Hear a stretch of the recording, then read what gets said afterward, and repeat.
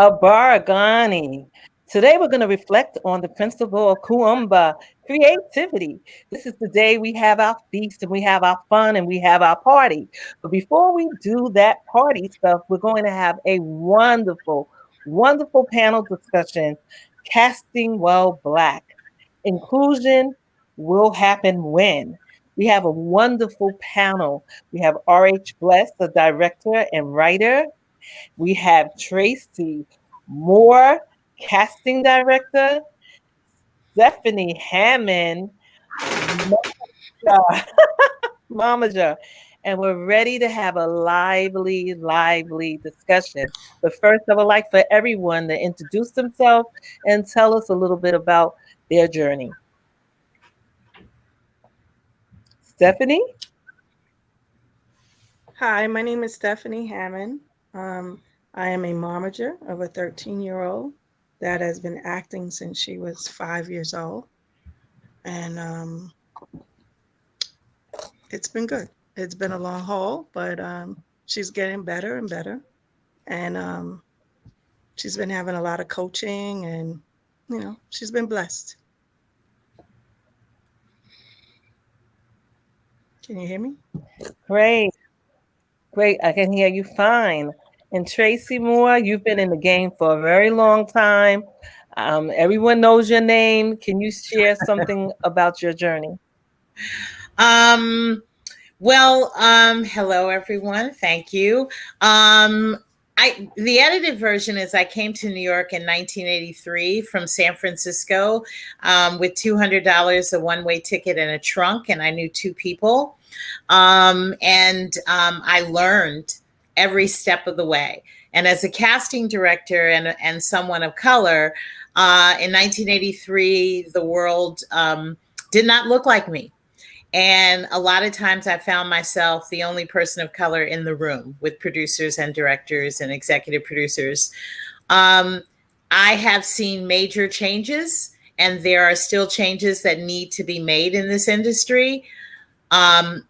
I wouldn't change anything about my journey. I think the blessing for me is to be able to have created a career for myself in the industry and several different careers, and be able to pay it forward and share that knowledge with other people. No one mentor. I didn't have a mentor. There were very few African-American casting directors in technically I started in 87 at MTV.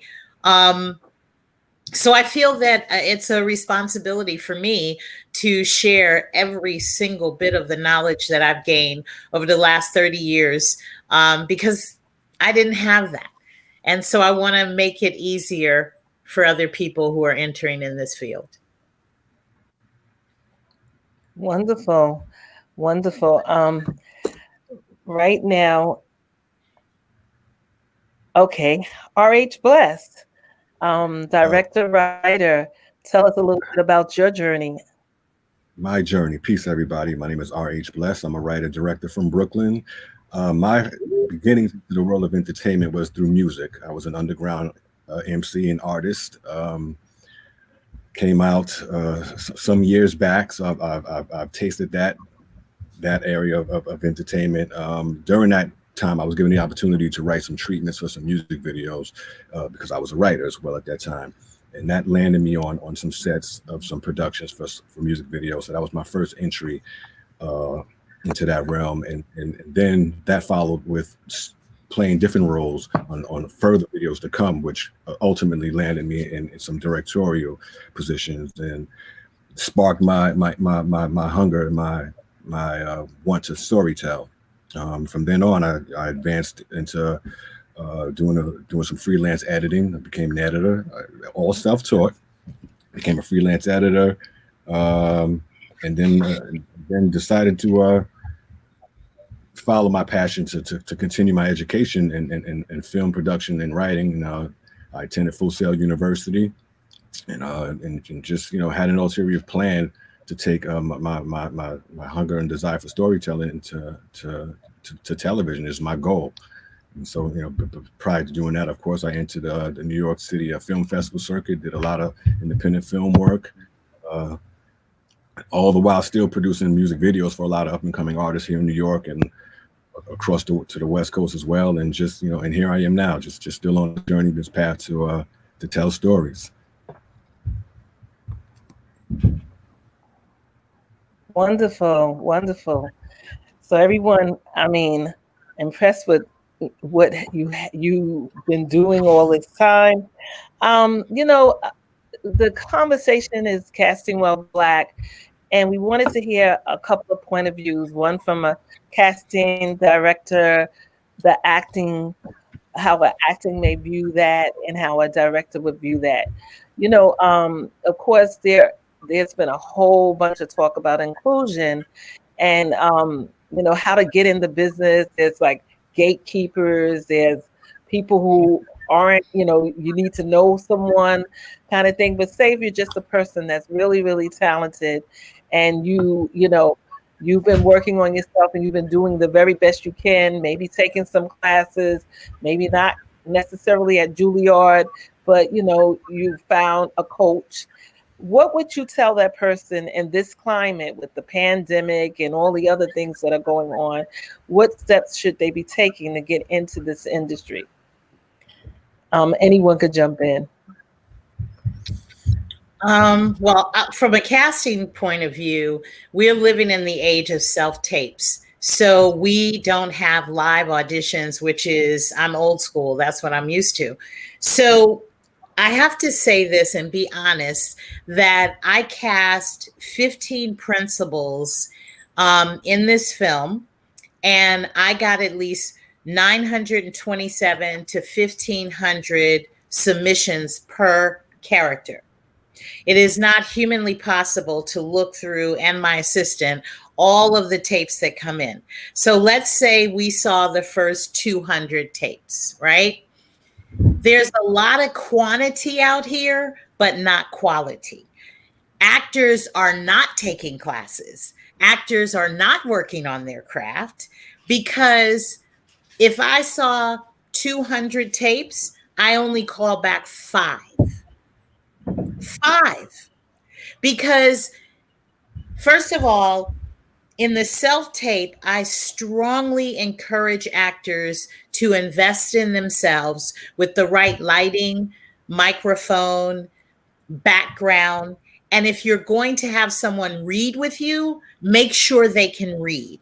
And I'm not insulting or judging. I'm just saying that if you have, their performance is going to affect your performance.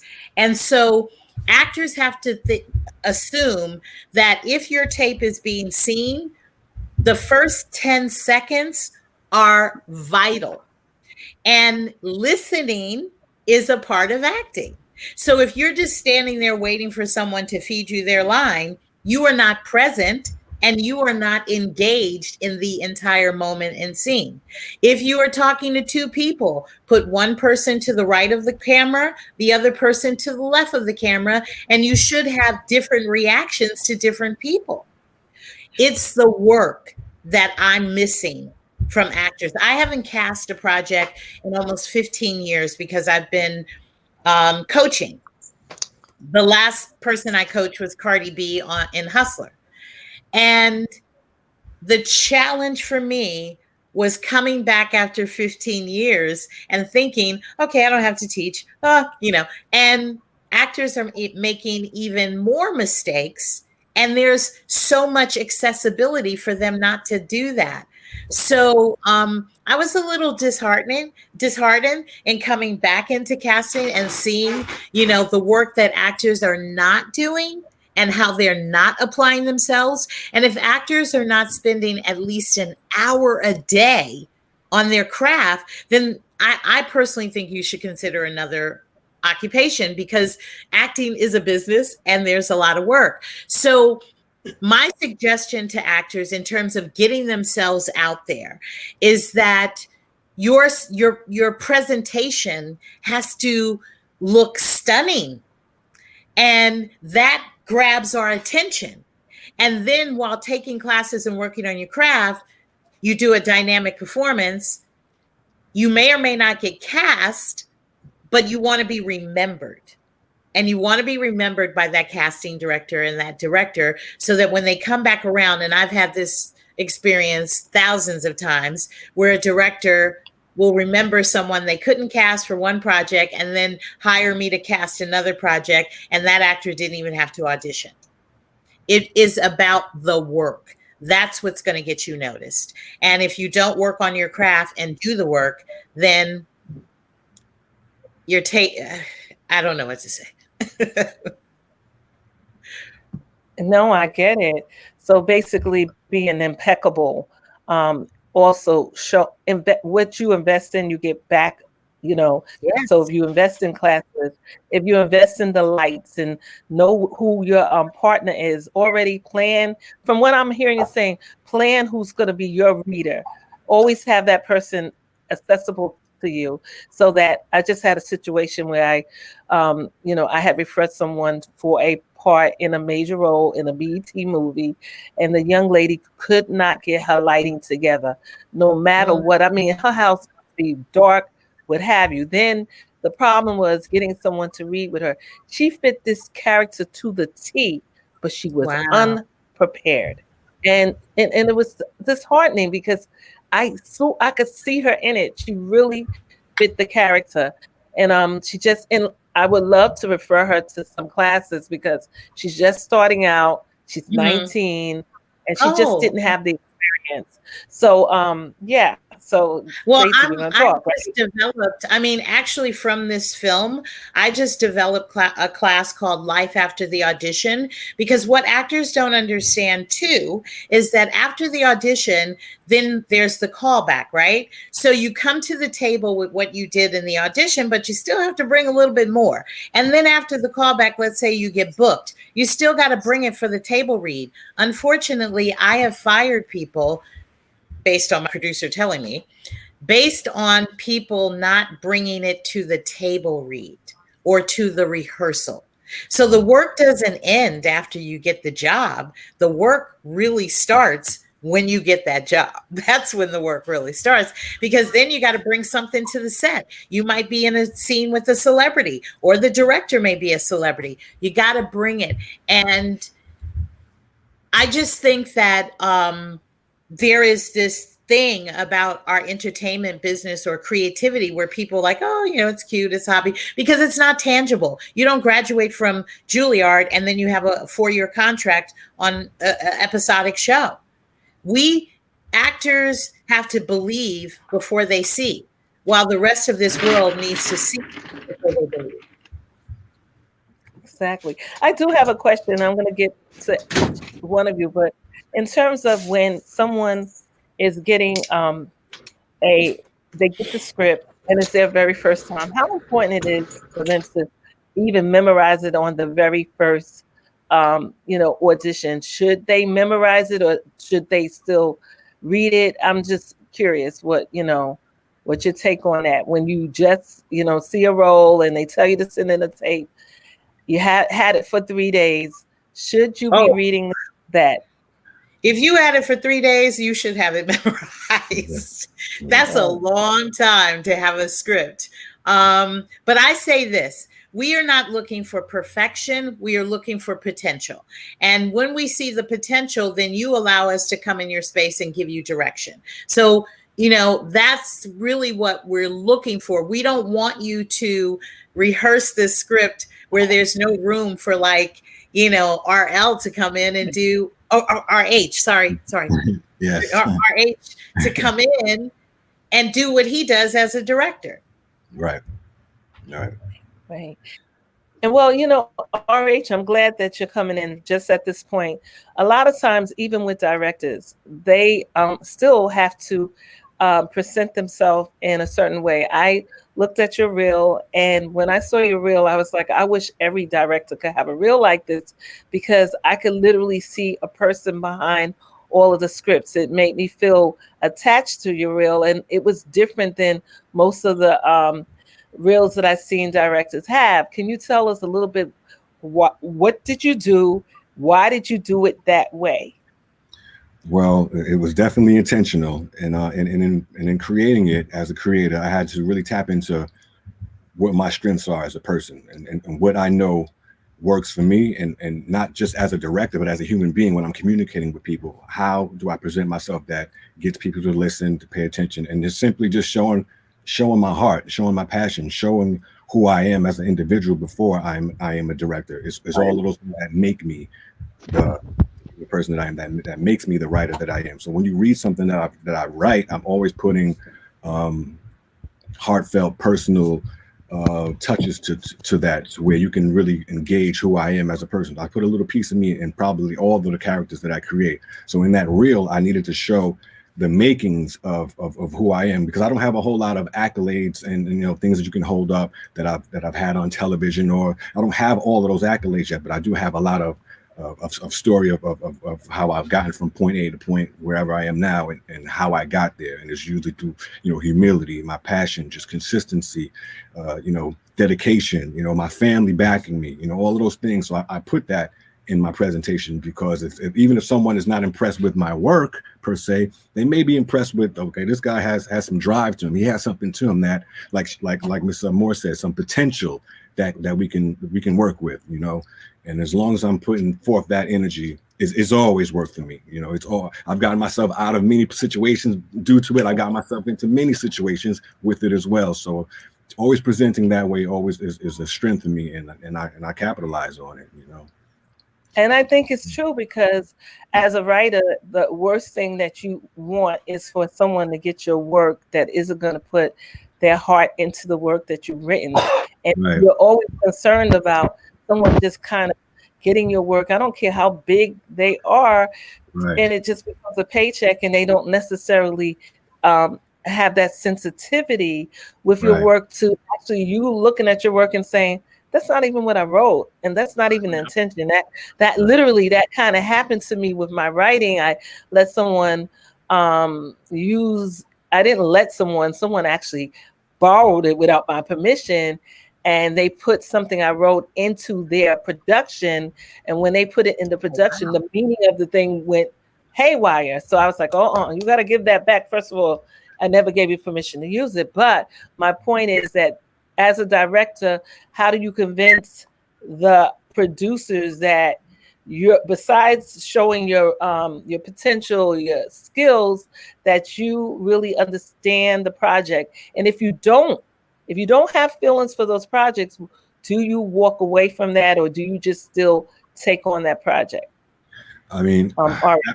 absolutely not. I mean, I've turned down several projects that didn't connect with me as a person first. If it's not representing, for instance, if it's a project about our people and it's not representing our people in the light that I feel is appropriate enough to stand behind it, if it's not a narrative that's already been dragged into the ground, then I can't invest in that. It has to be something that I can be proud of, something that I can definitely help bring forth to the screen effectively. First and foremost, if I can't do it effectively, then it's just not for me. But the story, even if it's a story that I particularly don't agree with or I can't relate to, but if it's something there that I can see that the producer that's bringing it to me is passionate about, and I can probably, and if I can bring myself to a point where I can communicate that as his voice, then I'll do it. But it has to be something that, of course, that's meaningful for me. Everything that I do has to have meaning to it. I just don't take on projects for just for the face value, or just for the dollar up front. I mean, we do what we do as creators, and we work. We have to pay bills and what have you. That's a part of it, the economics. But there's so much work to be done out there that you can pass by and be selective about what it is that represents you, what you truly want to represent.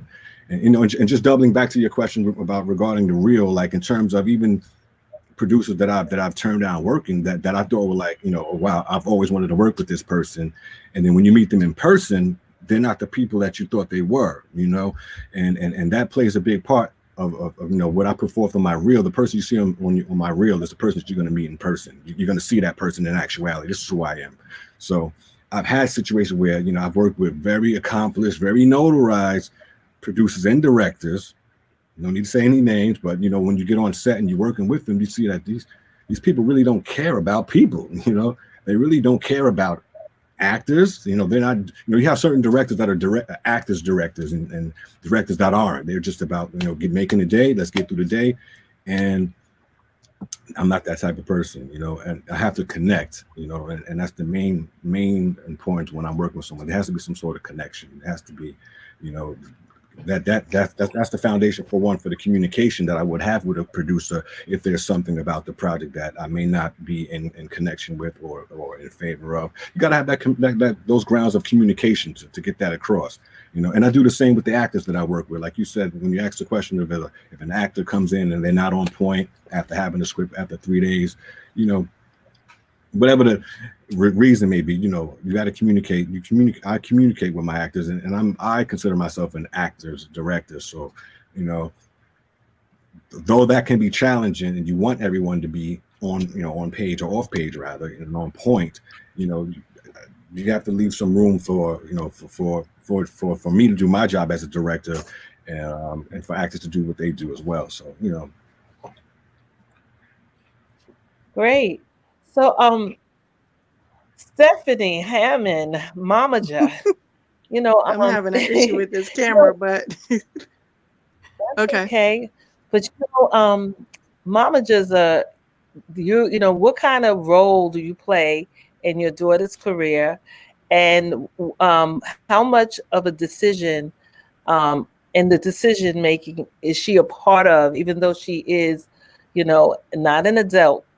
Can you tell us a little bit about that experience? Well, as a momager, she does have an agent. She has taken classes with Tracey Moore, which helps us a lot when it's time for, dang, I can't get this right, with movies and acting. She's done background for her.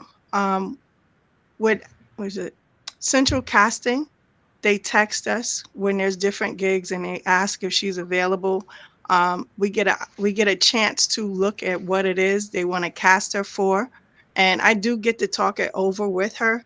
The good thing about it is that the things that she's been casted for were shows that she liked, and I think that it makes a difference. She recently was able to do Best Wives Club with Jill Scott. She loved that. Blue Bloods. It was a lot of shows that she liked, and especially Happy, which was the last one. So she get to look at the different things and see what she may like. We discuss it, and for the most part, I just try to keep her abreast of her classes. She takes acting classes, vocal classes, dancing classes. It's like in the industry, you have to be a triple threat.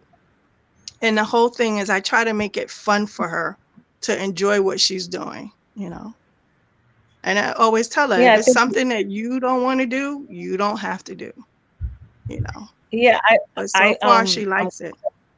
I don't know. I'm glad you mentioned that because, being in the business as a theater person and now film, I've, worked with a lot of young people, and I actually had a program called the New York City Young Producers Project.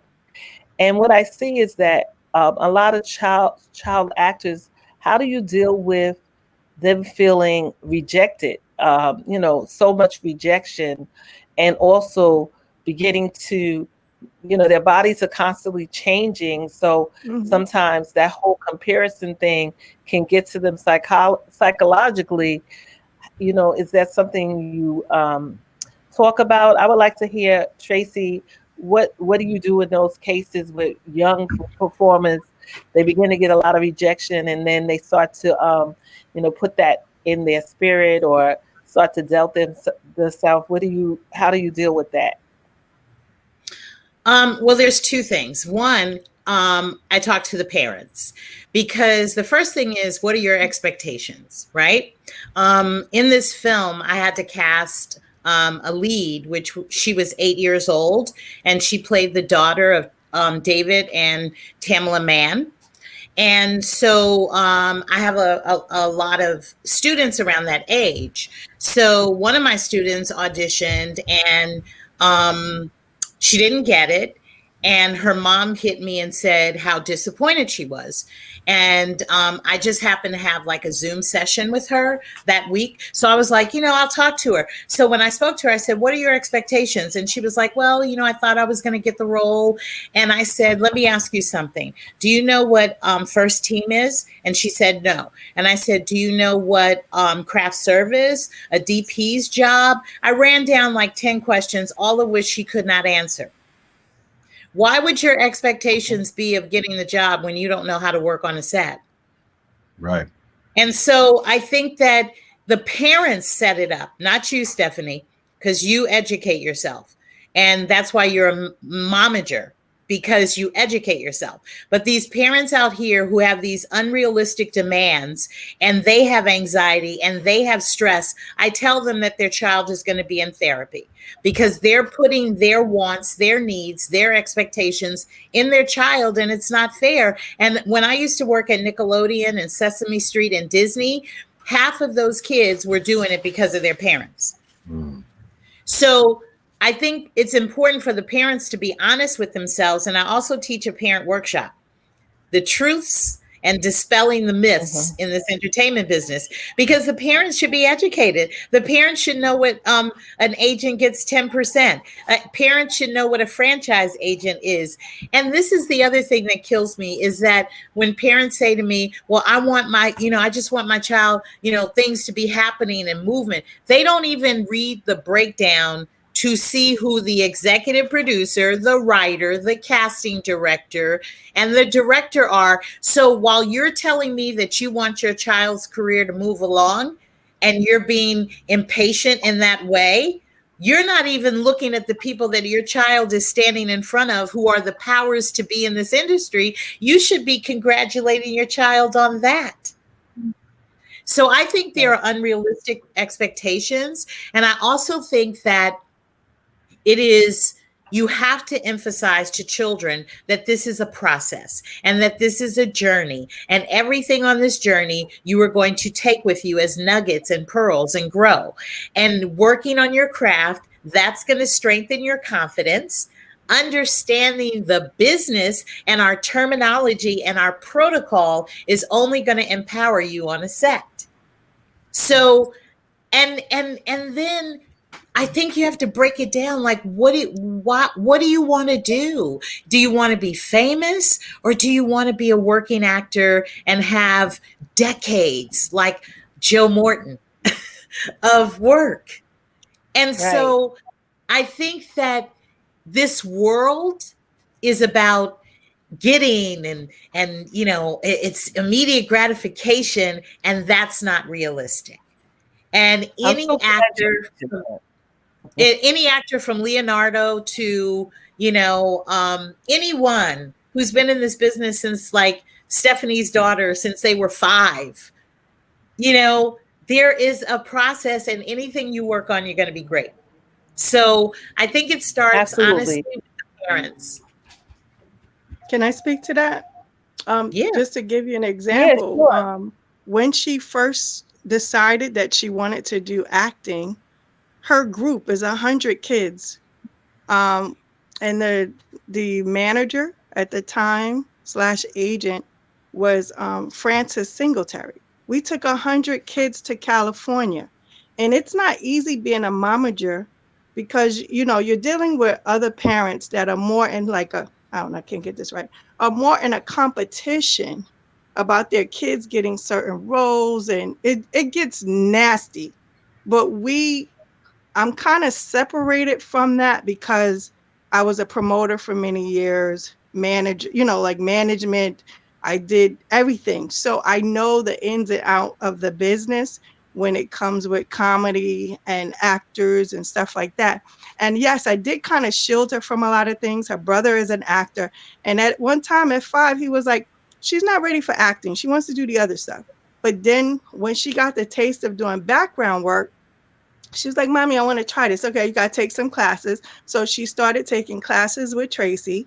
She got into some stuff. And then we went to California where we had to prepare the kids. 100 kids going to California, meeting agents and going to agencies and stuff like that. Everybody's prepared. And they also took classes while they were out there. And I did take her, and she had her interview, and they said, we love her, but she has to work on certain things. So bring her back in 3 to 5 months, and we can talk about the improvement. So she took her classes and she did improve. And then, she get accepted for Abrams Artists, so that was a big step for her, so it is a process, and I teach her that process all the time. We talk about it, and I'm not going to sit here and say that everything that she's been accepted to, that she said yes to. There are days she's like, Mommy, I don't want to do that. Okay, you don't have to do that. It's okay to say that you don't want to do it, and I I'm so know glad. that sometimes when you say a lot that you don't want to do certain things, you're not blacklisted, but I mean, like, you're kind of pushed to the side, but as she got older, she was able to say the things that she didn't mind doing, and they asked, I so think that it's it's been a good, so it's pertinent. been a good journey, I think that's pertinent because one of the things is you never know. Sometimes you think, and I had a child who auditions. Sometimes you think if they say no a lot, they're not going to be thought of by their manager or agent, or the person who's representing them. And if you keep saying no, but then sometimes you hear being selective, because I would actually read some of these things and say, this is not even right for him. Why should he go out for something that I know? And Tracey, you may think you could tell me whether I'm doing the right thing, but I absolutely know he is 6'1". He is 20 years old, and this character is 14 and 5'3". Why is he going out for that, to have a rejection, when the character must be short, for various reasons? Why do that all the time? Like, sometimes fine, you might, whatever. So I started saying, you have to say no sometimes. Don't just go and do everything. Now, somebody may think of it differently, but to constantly get rejection, it's part of being an actor. But if you can look at certain things and have a discernment about it, why not? I don't know. There might not be a right or wrong answer to that, but I just would like to hear what everyone thinks about that, saying no to a role. I personally think that you need to know and be honest with yourself about what the work that you want to do. One of the roles that I had was for, and the description was handsome, fit, charming, sexy. And the submissions that I got, I wanted to personally call some of the actors and say, let's just be honest with ourselves. Let's read the breakdown and let's be honest, because we wrote this for a reason. And that's what I'm looking for. So don't tell me that you're 50 something and bald and overweight. You may think that you are sexy, handsome, and fit, but according to Webster's dictionary and defining those words, you're not. The trend that I'm having, which I think is very challenging. Also, you got to talk to your agents. If you guys have agents and managers, you need to be specific about the type of roles that you want to do. You also need to be specific about the shows and the movies that you want. That's a homework assignment that I have for my kids. Write down the television shows that you want to be on, the movies, producers and directors that you want to work with. Because what I'm finding, I have 2 young boys who are like 13 and 10. And these kids come from 2 family homes, 2 parent homes, just great kids, private schools, great neighborhoods, right? Their agents keep sending them these like thug type of kids that they don't have experience of, and you can't fake that. Right. And I feel like the agents are like, they're black, this character's black, okay, they can be it. You know what I'm saying? So when I worked with my 2 young men, neither one of them understood the experience of the child. One is in a foster home, one is in the streets. So I think that, and I told their parents, I said, let me ask you, have you had a conversation with the agent about how they see your child? Right. And the type of characters? And they were cussing. I'm so uncomfortable cussing. I don't cuss in front of my kids, and they're grown. But I'm so uncomfortable cussing with a 13-year-old and then him calling me the B word. And I'm supposed to be like coaching, like, okay, this is the character. But I just think that culturally, we think differently. Mm-hmm. And and I had a conversation last night with a producer that when I started out as a Black casting director, the assumption was Black projects, right? But a white casting director can cast white, Black, Asian, and Yeah. and he or she doesn't have to work as hard as I do. When I go into an interview, I better know white actors and be able to spit them off, and Black actors. But white casting directors, and not all, they don't necessarily have to be armed with that information. So culturally, there's a lot of stuff that's different. And what you're talking about on this show, culturally, a white agent may just see you as a Black actor as opposed to an actor. Right. And that's where you get pigeonholed. Right. And it depends on their perception of what being Black is. So they have a negative perception. They're going to cast you in those roles like a 13-year-old cursing and all that kind of thing. And it doesn't even have to, Ina, it doesn't have to be, you don't have to have that negative energy, you yourself, right? It's just they're not thinking, right? When I was on New York Undercover, right? During that, I had, I was working with a lot of different agents, right?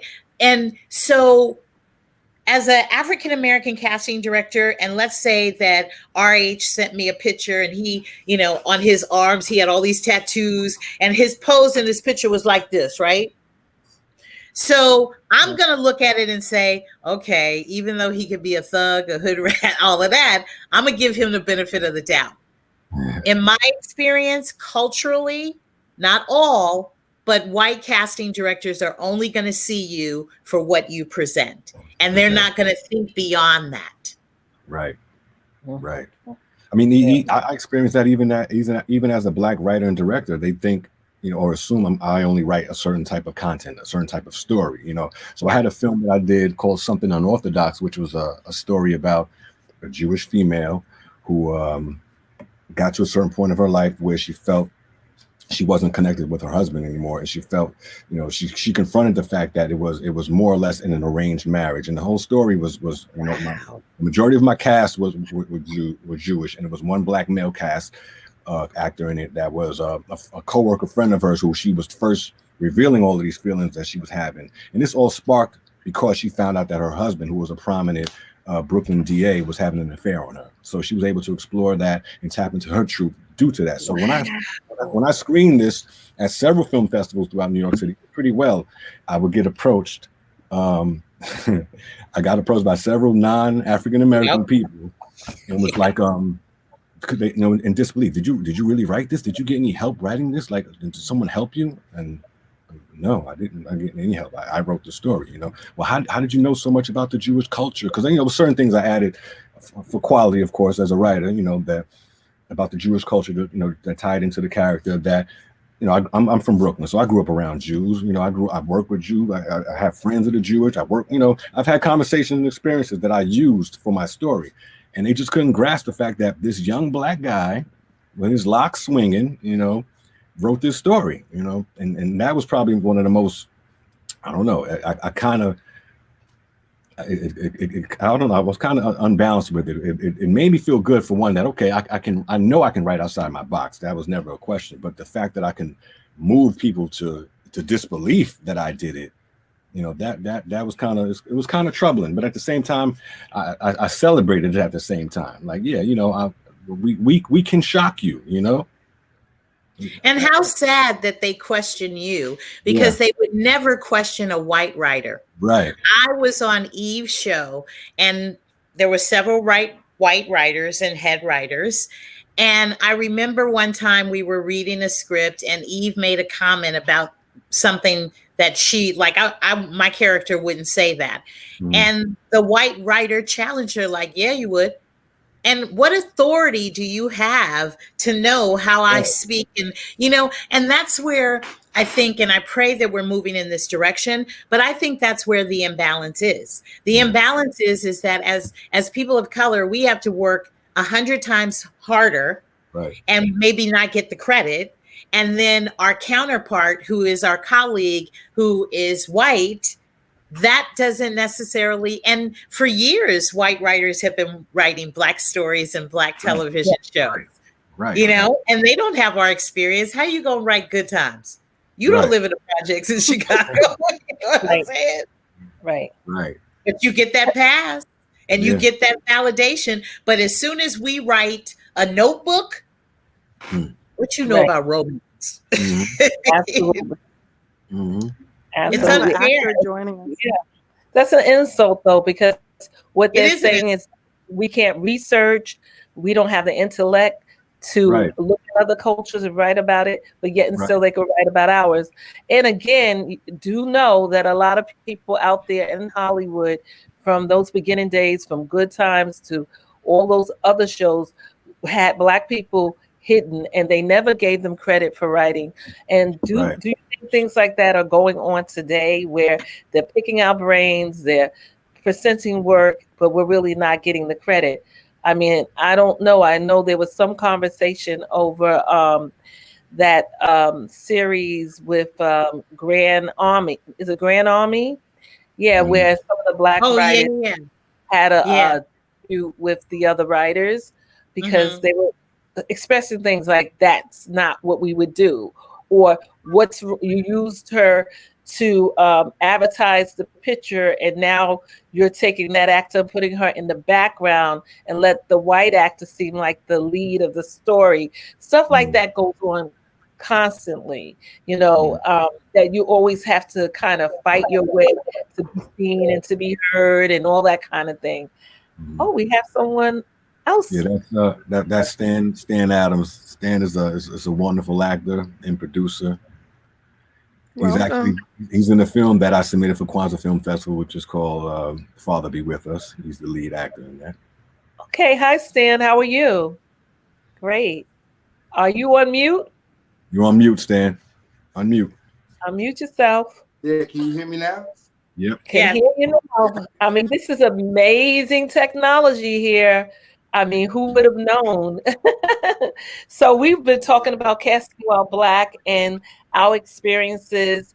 Everyone's sharing their journey and their experiences in terms of, maybe how to approach getting a role, or times when maybe there was some racism that played a part.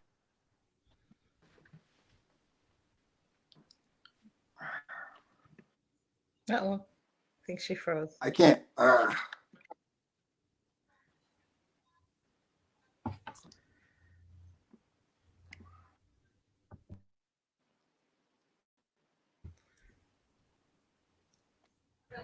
Sorry about that, guys. She looks like she froze. There might be some editing involved on this part right now. So I'm going to give her a moment. We're still recording, so don't get crazy on me. And then I think we just, who else did we lose? Stephanie?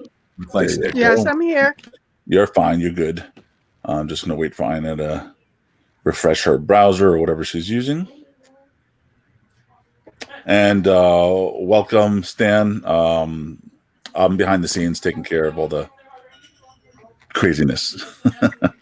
So I've been loving what you guys have been talking about. I used to be in the film industry as well. I left after a car accident. Used to be an art director, building sets and stuff. But I'm a Latino, and I do live shows in relation to same conversation that you guys having about with Latinos and how they get pigeonholed as well. So I'm familiar with the conversation, and I do live streams on Facebook with Latin known directors, producers, and actors. I'm so sorry, I can't hear anything. Stan, okay, so you're on an iPhone, and he's gone. Cellular is always tricky. All right, so we'll try and get him on as soon as he tries to connect again. And Ina's now calling, saying that she probably lost connection completely. Oh no. So bear with me. I'm going to just have a quick conversation and see how she wants to continue. Miss Tracey Moore. I would love to read some of your scripts. And I would love to refer a couple of actors that I'm actually working with to you for your services. Are you still coaching currently? I am, you know what, so blessed during this pandemic. I have been away from human beings since March. Mm-hmm. I have, and I didn't know I was going to enjoy it so much. But I'm blessed to be able to Zoom. Okay, good. Jada is in his new film. Oh, really? It's a series. It's called Miseducation. Oh man! It's a pilot. It's a 2-episode pilot series actually. So the plan is to shop it, and if all goes well, all goes well. But if all doesn't go well, we're set up to put it out ourselves. Have a couple of options of place to get it streaming. But it's a story about. It's loosely based on my wife's life actually, as a young educator in Brooklyn, beginning as an English teacher, coming from a Christian background family. Somewhat sheltered, but now on her own as an independent educator and independent Black young woman in Brooklyn, going through the system of getting into this educational system that she was raised in, but now as an educator, seeing it from a whole different perspective and all the things that she's learned up to that point, and just not her entirely, but all the characters, all the things that they've learned to get to where they are.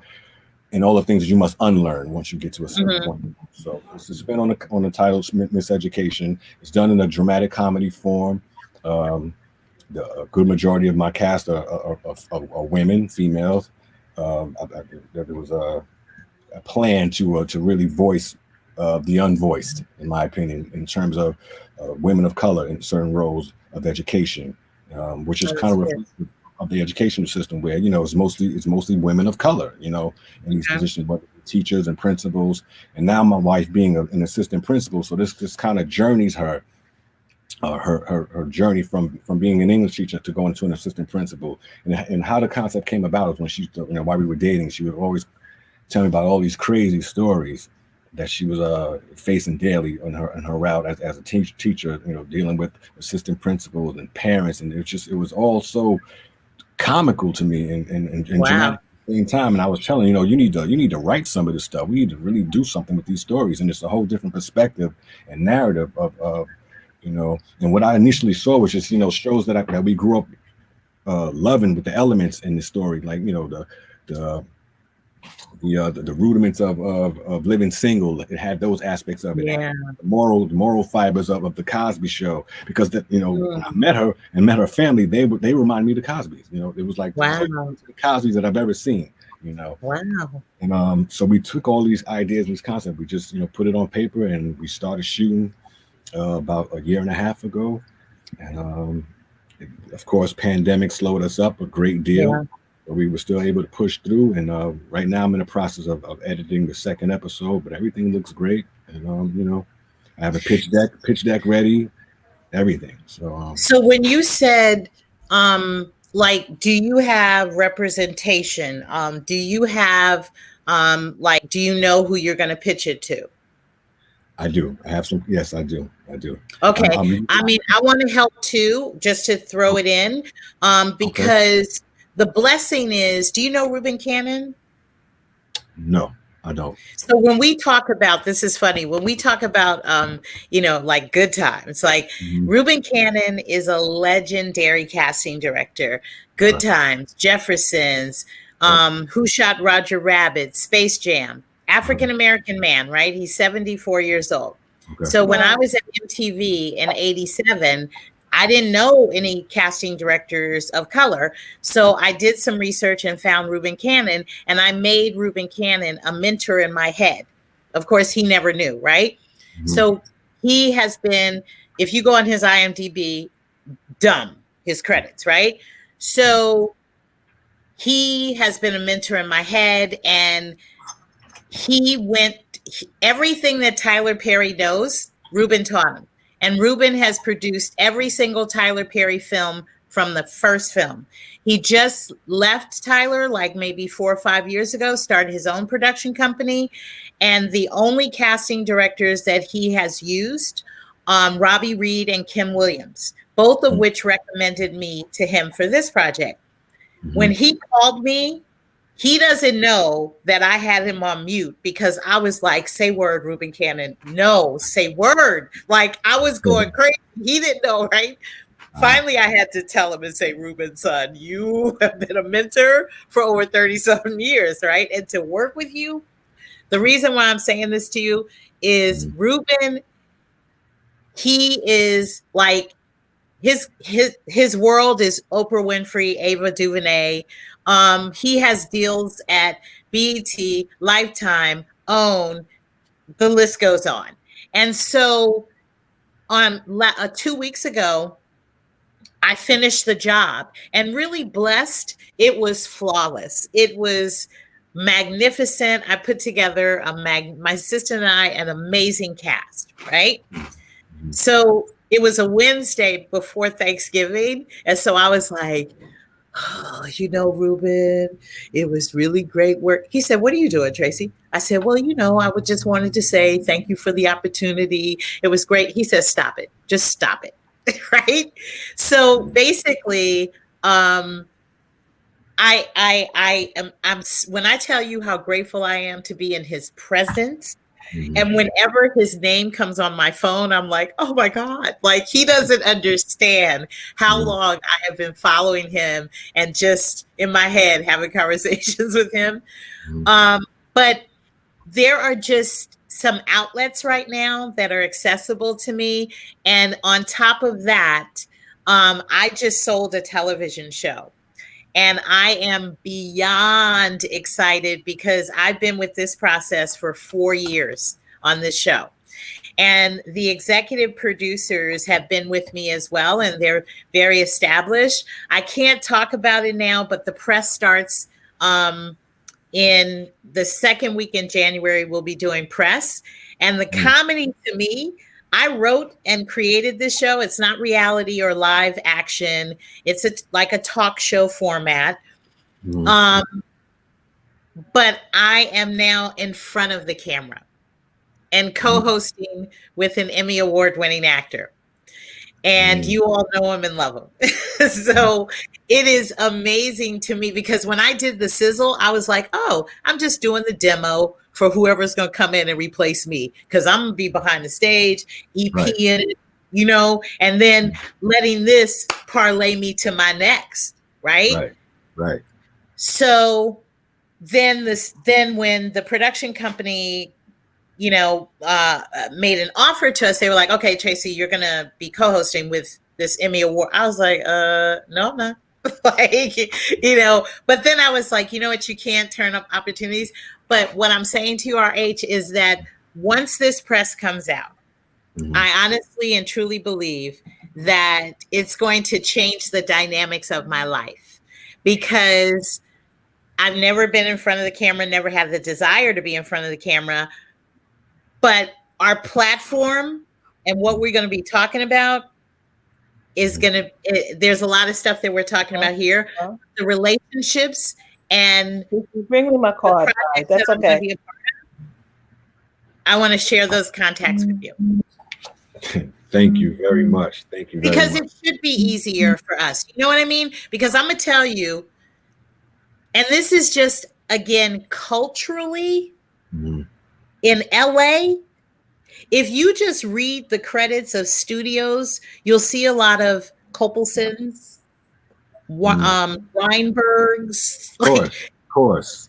Listen, and I know a lot of people in LA, and the uncle hooked up the niece, and stays within. The power stays within, and we have to learn that. When we share it and pay it forward, it's going to make us even more dynamic. Because in my opinion, I don't come from the world. I'm not dependent on Hollywood. I'm beautiful and I'm happy to be a part of it. But I think that there are too many culturally of us who think that we have to have it for validation and credibility. Right. Absolutely. We Absolutely. have to help each other. So once things start moving and generating after January, I am open to sharing, referring, whatever. Well, I'm gonna be like a tattoo Thank on you. you. You're not gonna get rid of me. I got one. Thank I you. got one, Look, son. I've been, That's it. I've been a I am, tattoo on her son. too, because she has helped me a lot with Jada. Like I tell you, between Tracy and Francis Singletary, Jada has Oh, been working. She has been working. And I'm grateful for her because but it's Jada because looks of at you, her as Stephanie. auntie. You know, auntie calls her, it's time to take your classes. You got to Yeah, take your classes. You yeah, know, I always teach her, you always got to be one up. You know, one, you're black, so you got to be able to act, sing, dance, do it all, yeah. you know, But I just say that you modeling kind of. because Stephanie, you as a parent, I don't mind Stephanie. Like Stephanie and I are friends. So that says something. But like there are a lot of parents, Stephanie needs to do workshops with Oh, parents and talk to parents. That's what Stephanie needs to do because not only does she have the experience and knowledge, but she's living the life, Absolutely. you know? Because some of these parents, when I was at Nickelodeon, I don't drink, but I used to visualize quite often having a Are we martini. back? Okay. But I'm grateful because in this process where I've seen companies that say like they advertise for Nickelodeon and you go in and you take your child, oh, your child, beautiful, we need them for Nickelodeon, and then they want you to pay $5,000. And I always try to bring in new Yeah, parents and have yeah, them go to Tracy Moore coaching, talk to yeah, Francis Singletary, you know, people that are in the industry, and they tell them, you know, if they want your child, you shouldn't have to pay $5,000. You will have to do photos, but you know, we have photographers that take photos, and then you know your kids grow like every 2, 3, 4 months, so you're gonna need photos. So why would you spend $5,000 on this package and just go through the process? But there are so many parents that won't even go through the process of taking their kids for classes, and the classes are mhm, affordable. I mean, like I have to say, we don't pay what most people pay. And it's because mhm, people, they love what they do and they want to teach our mhm. kids so that they could Yeah. be a part of the process. And you know, like I love her. I love her. I love Listen, everybody I because did too. they And I'm help. going to tell you, Stephanie had an injury. And this is when that's the last time I saw Jada in my class. And it was like, I mean, you talk about renegade. She was like on crutches, cane. She was there. I was like, oh my God. Like they were there every Saturday for class, you know, Yeah. and however I could help, I'm down. However I can help. Because it People like shouldn't Jada be that. got about, classes sometimes 10 it's o'clock about in the the money. morning, 12 Mhm. o'clock, wherever she had to be. I got her there.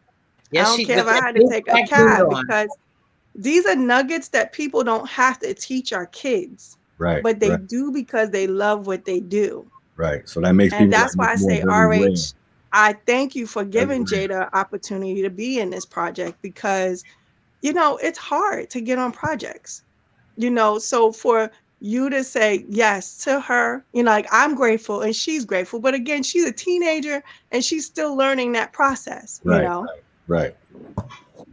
You know, Is like she a Jada has talented been blessed to teenager? work with so many people I in the think my industry. And I computer. tell her, I have videos, I have pictures. I made her a Uh, book for unfortunately, pictures. my Hey, computer is going in and out, so I don't know if you're hearing me because I'm not necessarily hearing you all. yeah, we hear you. But Carlos is going to wrap it up, and you Okay. can have your for being. Okay. Okay. Can you hear me? Yep. Yeah. All right. So let's just patch it up. I'm going to ask one last question. We'll just edit out our conversation pieces because it may not apply to the conversation. Yeah, And yeah, yeah. I was just so talking what to we're going RH. to do is the last question I'm going to say is, what do you feel is going to be the future for the industry, for the Black entertainment, for Black film, and then let everybody know where they can find you on social media, and then we'll kind of just wrap it up that way. All right. So I'm going to remove myself, and you guys can start that conversation. I think I'll start if you don't mind. I think as a writer creator, the direction is definitely uh, creators of color taking more control of their own stories, writing their own stories, producing their own stories, directing their own stories, and then hopefully having their own platforms for their own stories. You know, God bless individuals like Tyler Perry. You know, God bless him. You know, I think he's an asset to Yeah. to everything we're doing right now. You know, people may have their own taste of whether they like his work or not. What he's doing for on a global scale for people in his business and the employment and opportunity that he's providing is unseen. People, Yep. before him have not matched him in that aspect. So, he's individuals like that and paths that he's taken. That's the future. That's the present. He's doing it now. That's the present, and it's going to continue to be the future. And that opens up the door for those unheard voices like myself. So. And where can we find you? Oh, you can find me. I don't really do the social media too much. I'm getting better at it, but my Instagram is rhbless. My Facebook is rhbless. Email is rhbless@gmail. I'm very easy to contact. Yeah. Good. I'm gonna write that down. And for the Miseducation, which is the project we're working on now, that's miss.education01 at Instagram. So you can see a lot of production images and some content up there. Okay. I got it. Well, this is what my wish is. The pandemic made us sit down, and George Floyd brought an awareness to the truth of what African Americans, people of color, have known for decades since we've been here. I think that to honor that is the awareness is not just the police brutality, which is something obvious and again that we know, but the fact that there is an imbalance in salaries, in jobs, in work. And so if that awareness is started to open up, then my hope is that we have more Black projects. We have more people of color in different positions of green lighting. We have studios that, we don't have to fight so hard to get financing for our projects, and that our credibility and our passion and the innovation, the innovative work that we create as people of color comes to light more. And my belief is that is going to happen, because one thing is that, they have recycled so many different stories culturally. But in terms of people of color, we haven't even tapped into the surface of our stories. And if we look now, we have like Charlie Pride movie that Nelly is going to be doing. There's a plethora of stories that have not been told. So, and one thing I wanted to say, RH, is that after George Floyd, the viewership in Netflix for Black content went up 397%. So there is a need, there is a thirst and desire for our works. And so prayerfully, because maybe in terms of retribution, that we can be on the same playing field. Mm-hmm. When Viola says that, she has a career of a Meryl Streep, but she doesn't have the salary of a Meryl Streep or the offers of work of that, there's something wrong, because the quality of both these actresses is outstanding. So why can't we be on the same plane? And I think that maybe not in my generation, but prayerfully in my granddaughter's generation, that it's a new day. Because what I saw during the protests was a rainbow of people. It wasn't just African American people. And in terms of my white friends, the way they came at me was, what can I do? And I said, be quiet and listen. Because when you say I understand, that's an insult to me, because you don't understand. You don't have the experience of going into Rodeo Drive into Gucci with Kalita Smith, who is a star and was on the Bernie Mac show. people know who she is, but as soon as we walk in a store, we're followed. So if you don't have the experience, you don't have the knowledge. So I think it's important for people to just be quiet and listen and try to, as uncomfortable as it is, you got to get comfortable being uncomfortable. And that's where we're going to start to make changes in this industry. Mm-hmm. Absolutely. And all of my social media is The Spirited Actor, everything on Instagram, Facebook, Twitter, The Spirited Actor. And I have a podcast, which you can subscribe for free on iHeartRadio. And it's The Spirited Actor with Tracey Moore.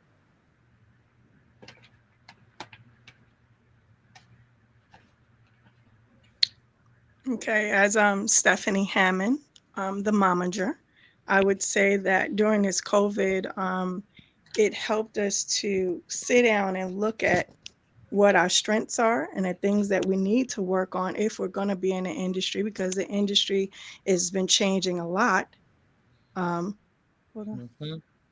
So that, you know that you're going to have to do your classes and read and network. I think throughout this time, we've just been networking with people in the industry and pulling each other up as much as we can, and just see what help is needed. As my daughter being a young actress, she knows that she got to stay up on her craft. So she has a book of scripts and she's practicing them over and over, because you never know when somebody's going to call you, and you got to be prepared. You know, when you look at your counterparts and then you going up for a role, what makes you different? And I tell her that all the time. You really just have to work on your craft, as much as possible to be prepared. My social media, Instagram is Life of Queen, LYFE of Queen. I'm currently Miss Exquisite Full Figure USA 2019, and I am raising a princess in the industry as well. So that's my social media. My email is stephaniehammond1210@outlook.com, and I can be reached at those contacts. Thank you. It's been a pleasure working with you both. Yeah, this was great. Thank you. Look forward. Ms. Moore, you have an email that I can reach you through? Yes. Tracey, Tracey, MOORE, casting@gmail. And you better call me Tracey. Sorry. Miss Moore is my mother. Yeah, RH, I will forward you her phone number. Thank you, Stephanie. I was going to say. Thank you so much. Thank you so much. Yeah, not everybody gets that number. You heard me, Tracey? Not everybody gets that number. No, and I love people, but listen, when I got on Clubhouse last night and people were like complaining, like, you don't return. I said, again, I talk all day. Sometimes I just want to, Yeah. But yeah, let's share and pay forward. Thank you, everybody, for joining. Thank you, Carlos. All right, just bear with me.